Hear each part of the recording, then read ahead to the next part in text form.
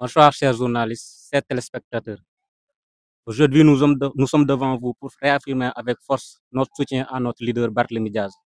qui fait face à une injustice totale de la part de nos gouvernants. Permettez-moi d'abord d'exprimer notre solidarité à l'égard de tous les détenus politiques, à l'image de Badara Gadiaga, Abdounger, le journaliste Doudou Koulibaly, et bien d'autres encore, dont la liste est malheureusement trop longue. Ce soir, pour porter notre voix, celle de la jeunesse fidèle à Barthélémy Diaz, deux camarades prendront la parole afin de partager notre amertume, notre cri de cœur et notre détermination. Il s'agit de mon frère Babacar Diop et de Ndeye Khady Ndiaye, qui parleront en notre nom, et au nom de toute la jeunesse de Barthélémy Diaz. Je cède la parole à mon camarade Ndeye Khady Ndiaye. De presse de la jeunesse du mouvement Sénégal bi ñu bokk. Déclaration liminaire. Mesdames et messieurs les journalistes, chers concitoyens, chers défenseurs de la République, de la démocratie et de l'État de droit. Aujourd'hui, notre nation vit un moment critique. La révocation du maire Barthélémy Diaz n'est pas un simple acte administratif. C'est une décision éminemment politique, mûrement calculée, qui vise à écarter un adversaire redouté dans l'arène politique de notre pays. Pourtant, la Constitution du Sénégal, en son article 1er, proclame que la souveraineté nationale appartient au peuple. Cette souveraineté s'est exprimée librement à Dakar lorsque les électeurs ont choisi Barthélémy Diaz comme maire. Remettre en cause ce choix par des décisions administratives hâtives revient à confisquer le pouvoir du peuple. De plus, selon le Code général des collectivités territoriales, la révocation du maire est une mesure exceptionnelle qui doit être entourée de garanties juridiques et strictes. Toute décision de cette nature est susceptible de recours devant la juridiction administrative suprême. Or, en l'espèce, la procédure n'est pas arrivée à son terme. L'arrêt de la Cour suprême est attendu et doit être respecté. En s'empressant d'adresser une notification au préfet pour fixer une date d'élection intérimaire avant toute décision définitive de justice, le ministre des collectivités territoriales viole non seulement l'esprit de la Constitution, mais également le principe de la séparation des pouvoirs, article 6 de la Constitution.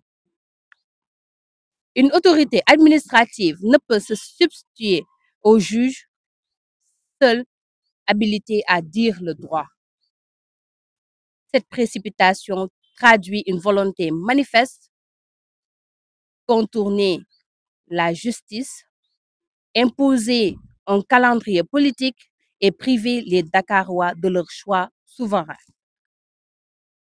Nous rappelons que le principe de la présomption d'innocence, article 9 de la Constitution, s'impose à tous, y compris aux autorités administratives. Toute sanction anticipée sans décision judiciaire définitive constitue une violation flagrante de ce droit fondamental. Dakar n'appartient ni à un ministre, ni à un préfet. Dakar appartient à ses habitants. Et ceux-ci ont librement choisi leur maire. Nous, membres du mouvement Sénégal bi ñu bokk, refusons que la démocratie soit foulée aux pieds par des manœuvres d'appareil. Nous refusons que l'on prive un peuple de son choix légitime. Nous appelons à la vigilance,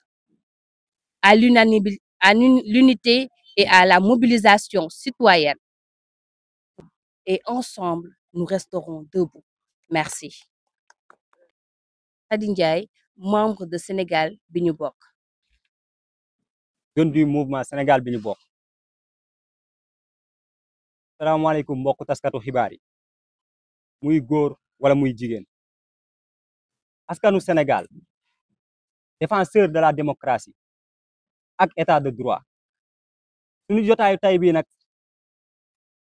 defuñu ko pour wut lu ñu am waaye defuñu ko tamit ngir tàllal loxo waaye dañ ko def ndax suñu nation moo nekk ci ay moment yu critique ndax la révocation du maire Barthélémy Toye Dias du benn simple acte administratif waaye dafa doon décision politique waaye dafa doon calcul politique bu nguur gi daal di def pour jéem a écarter benn adversaire politique waaye tamit pour jéem a foqati choix bu askan bi def ci Barthélémy Toye Dias te pourtant la constitution du Sénégal ci article 1er lu mu njëkk a wax mooy askan bi mooy pouvoir bi lu tax constitution bi ñëw ne la askan bay pouvoir bi moom pouvoir bi c'est parce que président de la république askan bee ka fal kon mbindaanu askan bi la maire askan bee ka fal kon mbindaanu askan bi la député askan bee ka fal kon mbindaanu askan bi la waaye constitution bi dala xamal ne tamit nee la autorité bu gën a màgg bu gën a kawe ci autorité yi mooy askan bi kon lu tax tey ñi bëgg a nangu choix boo xamante ni moom la waa Dakar def ci Barthélémy Toye Dias ndax programme am moom lañ gëm ba dugg ci urne yi votel ko ndax image am moom lañ gëm ba dugg ci urne yi votel ko ndax lu mu leen proposé moom lañ gëm ba dugg ci urne yi votel ko looloo tax ñoom ñu votel ko waaye tey mu mel ni dañoo bëgg a foqati lu tax askan bi voteloon Barthélémy Toye Dias nekkul Barthélémy Toye Dias nañ yëkkati ci maire bi non non waaye kaddu askan bi nan nar a yëkkati ci mairie bi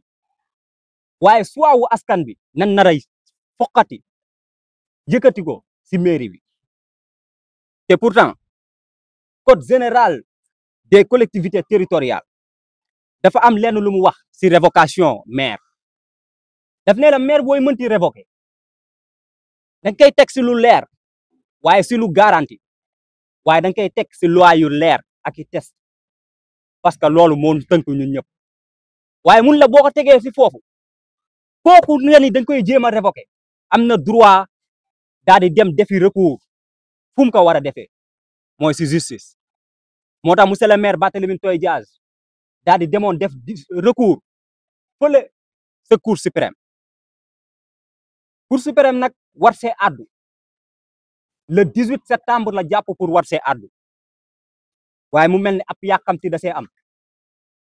ndax yàqamti boobu noonu nan xamul yàqamti lan la ndax bu nu nee leen ministre des collectivités territoriales moo def benn notification adressé ko préfet pour ni jéem a jàpp date maanaam lu mu leen may lu mu gudd ba le 27 la yam pour ni jéem a jàpp date ba mujj nañ jàpp date sax le 25 bii nii muy lundi yàqamti boobu pour lan la waaye ñi leen xamal ne leen ministre boobu ak préfet boobu noonu xanaa dañoo liirul article 6 de la constitution dafa mel ni dañ koo liirul parce que article 6 de la constitution dafa am lenn lu mu wax mooy que ni bépp autorité administrative mënul remplacer juge parce que ñëpp xam nañ ni justice moom mooy balance buy àtte wala mooy arbitre buy àtte population beeg pouvoir bi ndax bu ëllëgee bu pouvoir bi bëggee dóor askanam justice boobu mooy mën a téye loxoom te cour suprême lépp luñ ci war a def nañ ko ci kon article 6 boobu noonu ñi bëgg a jël mu mel ni préfet beeg ministre bi dañ ko bëgg a jël ëlëm ko dugal ko seen poos wala dugal ko ci mbalit bi ñiy laaj boobu yàkkamti pour lan la lu tax ñi bëgg a yàkkamtee mbir bi te war a xaar Cour suprême wax ndax jox na leen date bu muy wax lu tax ñi bëgg koo yàkkamti est-ce que nekkul dañ koo bëgg a yàkkamti pour contourner justice bi wala dañ koo bëgg a yàkkamti pour imposer benn calendrier politique wala dañ koo bëgg a yàkkamti pour foqati lu askanu Dakar moom wala pour foqati soit bu askanu Dakar daal di def waaye ñi leen di fàttali leen présomption d'innocence dafa am te article 9 de la constitution da koo wax mu ni la bépp autorité administrative ak ku muy mënti doon waroo ñëw di anticiper ay sanctions maanaam justice bi waxagul xamagoo lan la justice bi di décider nga ñëw bëgg a anticiper lu justice bi di décider bay teg yenn pas wala bay teg ay sanctions si nit ki justice bi article 9 de la constitution taxaw nee la loolu noonu képp ku ko def violation flagrante maanaam violation bu rëy a rëy la buñ ko doon xool si football pour mu gën a leer mooy que ni moo ngi mel ni ngay football arbitre bi tiréwul penalty joueur bi yor balam di daw nga këf bal bi téye ko sa loxo ne da ngay daw dóor penalty loolu faute la si yow te arbitre bi tiréegul penalty te arbitre bi nag nee na dina tiré waaye le 18 lay tiré ñu leen xamal Dakar benn ministre moomu ko waaye ñi leen xamal tamit Dakar benn préfet moomu ko ñi leen xamal ni Dakar askanu Dakar ka moom waaye Dakar population bee ka moom moo tax duñu mës a nangu Dakar soit bu mu jël dugg si bureau de vote yi tànn monsieur le maire Barthélémy Toye Dias pour mu liggéeyal ko ba liggéeyam ñëpp mën see teg seen bët jamono ji ndax suñu duggee si centre hémodialyse bu musul am Sénégal moo ko fi njëkk a indi ñëpp gis ko te doo fay dërëm bu ñu duggee si lycée scientifique benn fi amoon mais mu indi leen beneen ne leen xale yi dañoo war a jàng def des formations pour mën a bokk si dund gi waaye pour mën a jariñ seeni famille mu jël ay nit ñoo xamante ni dañoo feebar mu jël ay lu toll si 26 000 personnes ñoo xamante ni moo leen di faj jël leen en charge lu toll si 26 patients yoo xamante ni jël na leen yóbbu leen à l'étranger pour ñu dem faju ji te fay ñu dërëm loolu yëpp si liggéeyam 11 kilomètres de route la jël defaraat dafa liggéey askanu Dakar liggéeyal leen ba liggéey sax ñu génn àdduna mu ni armeer yi képp koo xamante ni am nga ku fa làqu mun nga fa dem guddi waaye mun nga fa dem bëccëg ndax sécurité ngi fa pavage yi waaye lamp yu leer nañ mu def lu toll si 60 000 lamp fii si biir Dakar moo tax askanu Dakar gën ko jox bopp askanu Dakar nag soit boobu mu defoon rëccu ko mukk waaye dafa am ñu ko bëgg a fokkati ndax lan Barthélémy Toye Dias homme politique la ndax lan xëy na seen adversaire la te moom nag gis ni moom moo jàkkaarloo ak ñoom waaye la jeunesse du mouvement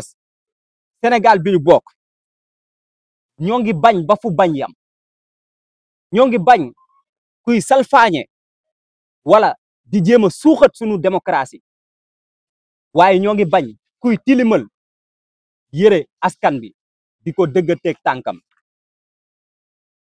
ñoo ngi bañ ba fu bañ yam ñoo ngi bañ kuy jéem a lëmbët soit bu askan bi jël soit muy soit démocratique boo xamante ni dugg si biir bureau de vote yi voter choisir le maire Barthélémy Toye Dias ñoo ngi woote nag ñoo ngi woote ak xol gu tijjeeku ñoo ngi woote ak bët bu tijjeeku waaye ñoo ngi woote ak nopp yu fireeku ñoo ngi woo askanu Sénégal ñi tijji seeni gët waaye ñoo ngi woo askanu Sénégal ñi tijji seeni nopp waaye ñoo ngi woo askanu Sénégal ñi takkaat seeni dàll ñoo ngi woo askanu Sénégal ñu mën a booloo bokk ndey bokk baay ñu mën a booloo pour défendre suñu démocratie